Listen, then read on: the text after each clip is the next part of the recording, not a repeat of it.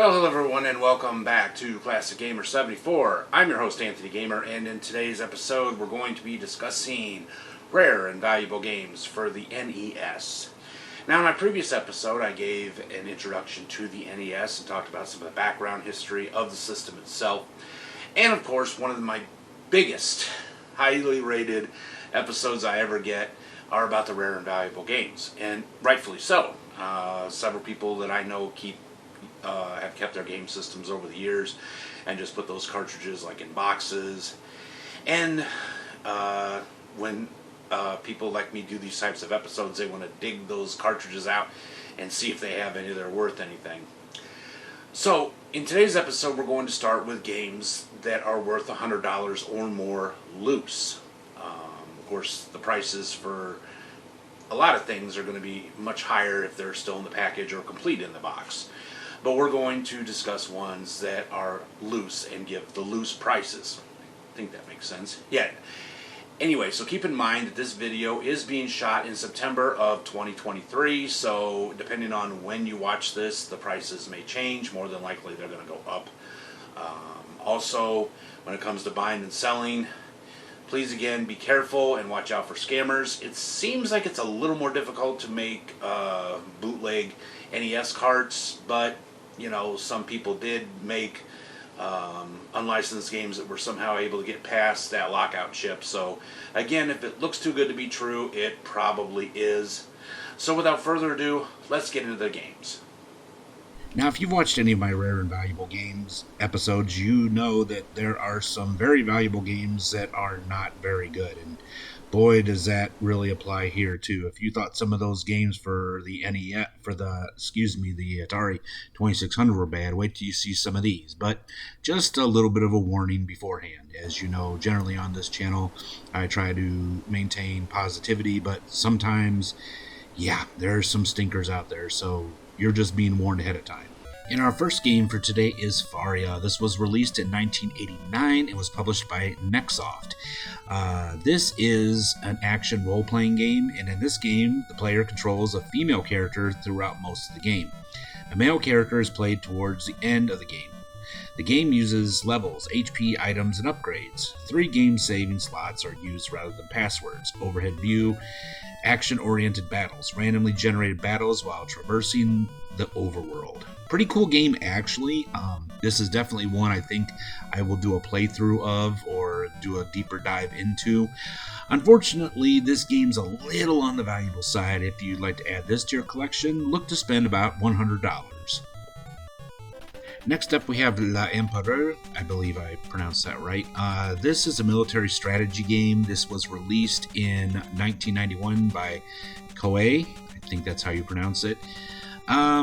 It takes place during the French Revolution. Not a real big fan of this game. Honestly, I don't really like military strategy, but if you do, this game will cost you about $100 to add to your collection. Alright, next up we have a game I really enjoyed, and that is Alfred Chicken. This was kind of a late release. It was released in 1993 and published by Mindscape. In this game, you take on the role of the superhero with a bionic beak.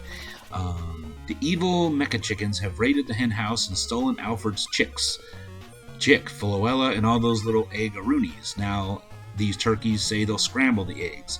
It's nothing to crow about. An exasperated Alfred Chicken struts off to pluck his loved ones from the dangers of the mecha chicken's world. Oh, pretty cool game, honestly, and I really enjoyed it. And I really think I'm going to have to make a deep dive or playthrough of this soon. If you'd like to add this game to your collection, it will cost you right around $100. And next up we have Bandit, Kings of Ancient China. Another military strategy game released in 1990 by Koei. This one takes place in ancient China. Another military strategy game. Not my thing, but it could be yours. And if you'd like to add this game to your collection, it will cost you right around $103. Alright, next up we have Chiller. Now, this is a very controversial game for obvious reasons. The arcade game was very controversial. Now, this was released in 1990 by Exidy, and it's a shooter game one of the ones that you actually get to use the light gun. You're basically killing everything. Zombies, humans, ghosts, anything. You have goals that you have to complete to get to the next round. Yeah, it's the arcade game is a lot better, but this game period just sucks. If you'd like to add it to your collection, it will cost you around $104. Next up, we have a game I really enjoyed, and that is RC Pro-Am 2. This was released by Trade West in 1992. Now, the original game was a big success and a lot of fun, and this game is no exception. It is a lot of fun, just like the first game. Once you get used to the controls, you're going to have a blast playing this game. What's not as cool, though, however, is the price. If you'd like to add this game to your collection, it will cost you right around $104. Alright, next up we have a bad game, and this is Last Action Hero. Now, this was based on that movie that Arnold was in. I liked the movie myself personally. Some people didn't, but regardless, this game was released in 1993 and was published by Sony and Magisoft. Yeah, you're kind of taking on the role of Jack Slater, the character from the movie, and everything's trying to kill you. The controls are wonky. It's just bad. Yeah, this is like a lot of Arnold games. This game is just bad. I don't know why, but why it is games that Arnold is in are so bad. But regardless, if you like to add this game to your collection, it will cost you right at $105. Next up, we have kind of a bizarre game, and this is Chubby Cherub. This is an actual early release for the NES. It was released in 1985 and published by Bandai. You take on the role of this cherub who's trying to... I don't know what you're trying to do. You're trying to just get him out of trouble, I guess, and eat food and not get bitten by dogs and birds and stuff. It's bizarre, but actually I think I could really enjoy this if I could get a little better at it. If you'd like to add this game to your collection, it will cost you right around $105. Next up, we got a game I actually really enjoyed too, and this is Gargoyles Quest 2. It was released in 1992 by Capcom. I'm not sure what happened to the first game or if there actually was one. This combines action, adventure, platform, and RPG elements.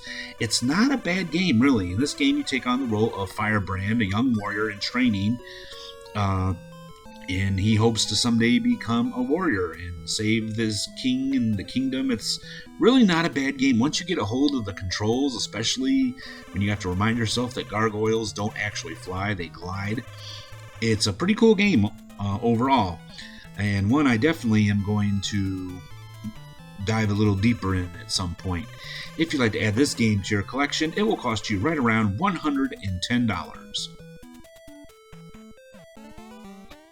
This next game is bad, and I mean bad. This is Taggin' Dragon. This was released in 1989 and was published by Bunch Games, a company I've never heard of.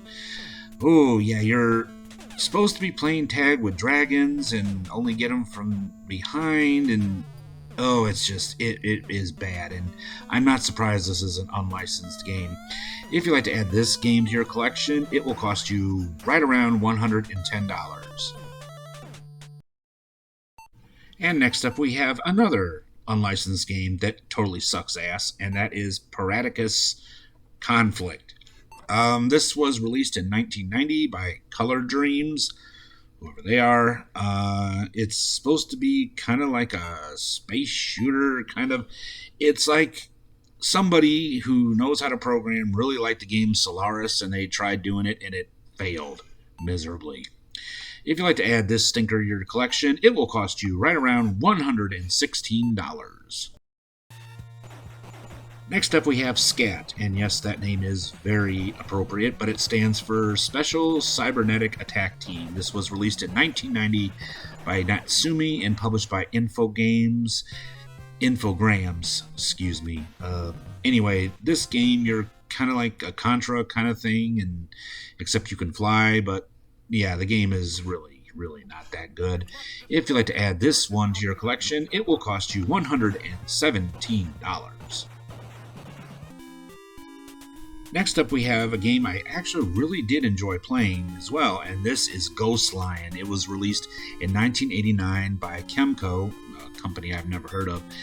It is a licensed game. Now, this actually is a pretty cool game, as you take on the role of Maria, whose parents have disappeared, and you are looking for this thing called the Ghost Lion. It's actually a pretty cool RPG game. My daughter said I needed to play more RPG games, and this is a pretty cool one. And it's kind of neat to see a female protagonist in this as well. I'm definitely going to be diving deeper into this game and probably have its own episode, because I really actually enjoyed it, and you probably will too. You probably won't enjoy the price, though, as if you like to add this game to your collection, it will cost you right around $120. Next up, we have Kickmaster. This was released in 1992 by Taito America. In this game, an evil wizard, Belzed, and his forces have attacked the kingdom of Laurel, killed its king and queen, and kidnapped the princess Sophie. Now, you take control of a martial artist named Thonolan, and you're set out to rescue her. So this is a side-scrolling platformer. It kind of reminds me a lot of Legend of Kage, but not as good. If you'd like to add this game to your collection, it will currently cost you right around $122. And next up, we have Contra Force. This would be the third Contra game, and it wasn't as well received as Contra or Super C were, but the game's still not that bad. It's a side-scrolling game where once again you take on the roles of Burns, Smith, and two other guys named Beans and Iron, and you're trying to save Neo City from a terrorist group known as the DNME. Not sure what that stands for, but it's not a bad game, actually. Like I said, it wasn't as well received as the other two games, which is probably why it's a little on the rare side. If you'd like to add this Konami classic to your collection, it will currently cost you around $125. And next up, we have Frankenstein, The Monster Returns.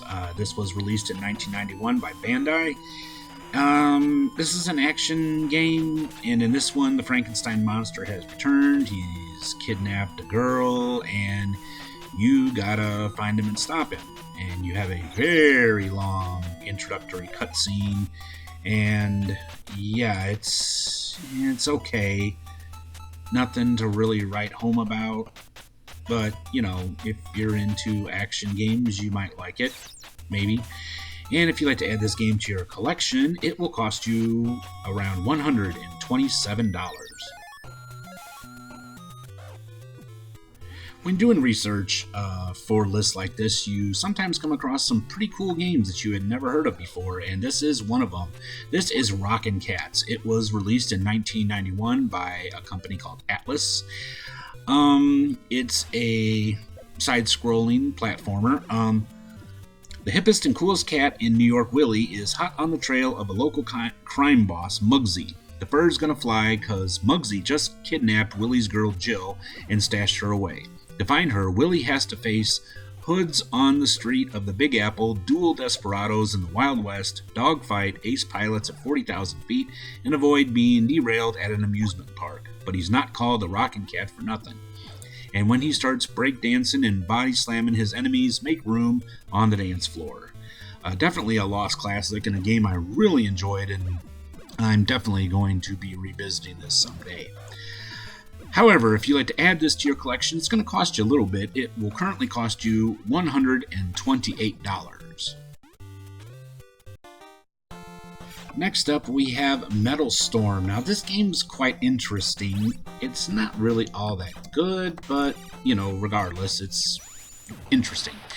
This game was released in 1991 by a company called Irem, I guess. In this one, you are a mech and you are fighting against enemies. Yeah, it's not bad, not wholly original, but still, if you're into mech games, you probably might enjoy this. However, you're probably not going to enjoy the price, as this game will currently cost you $128. And our final game for today is Casino Kid 2. Now, if you're like me, I love gambling games. I don't really like gambling in real life because I'm not really that good at it, but I like playing casino-type games in video game format. And this one is definitely one that caught my attention and had me playing for quite a while. Now, this game was released in 1993 by a company called Sawfell. Now, in the first game, which I haven't played yet, and I will, you are a professional gambler called the Casino Kid, and you are considered the greatest gambler in the world. Now, in the second game, a bunch of gamblers from around the world are challenging you to play games with them. You'd play roulette, poker, and blackjack. So it's a pretty cool game, especially for those of you that like competitive gambling type games. If you like watching them on TV, like poker tournaments, and you've always wanted to get in one, this is your chance, and I think you will not be disappointed with this game.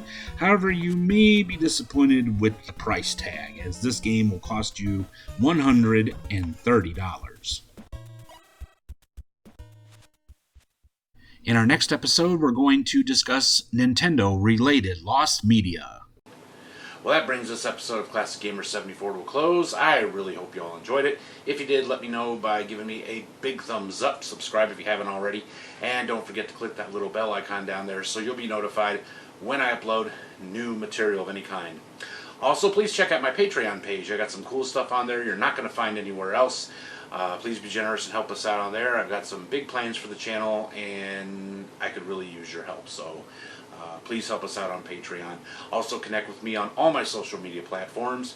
And until next time, this is Anthony Gamer telling you, have yourselves a great week. Be strong, be safe, be happy, be healthy, and above all, take care of each other, be kind to each other, and stop hate of all kinds. See you soon. Bye.